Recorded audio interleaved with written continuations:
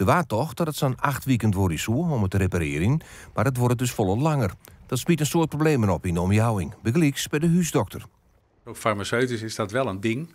Een stuk omrijden, dat kan. Mooi dat dat mogelijk is. Maar het is heel erg lastig voor iedereen. Die mensen gaan kijken, waar kunnen we elders terecht? Maar dat kan ook niet.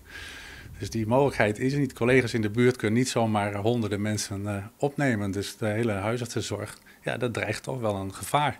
Het was het meeste zwaar genomen, dat is eigenlijk voor de hulpverlening. Dus voor de ambulances, polities, want het gaat niet alleen goed deze bregen, maar bij de kortste tillen, die bregen die is ik scanciëren, of tenminste die moet repareerd worden. Dus die laat er aanstek een paar weken uit. En als het net langer is. Dus daarmee komt de druk er enorm op te steken. Dat mensen, als ze hulp nodig hebben, afhankelijk binnen van een langere onrietijd van ambulances, politie, etc.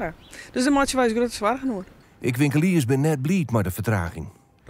Het scheelt dus een product verkeer wat je er komt. En wat je naar komt kun je net stream blijven, hè? Zo gaat dat. Ik vind het waardeloos dat het zo lang door je maat natuurlijk. Hè? Ze had nog wel op het einde van het jaar op zijn snelst. Nou ja, ik zou zeggen een beetje gas erop. In 2000 had de brege ik al een skoftboeten gebroek west, door een onervaring. Het onlezen van een tijdelijke brege zou een oplossing wijzen kennen in dit soort gevallen. Dan werden wij dus verplaatst hierom, dus om tijdelijke bregen hierom te lezen, zodat mensen de verbinding tussen Jestrum en Jestermar en Schoenenborg dus weer intact hersteld wordt, in ere hersteld wordt. Want ja, het is gewoon heel vervelend als je hier weer niet, dat je hier naar Del kunnen. Auto's, fietsers en voetgangers maken dus het komend hier een orenrouteziekje.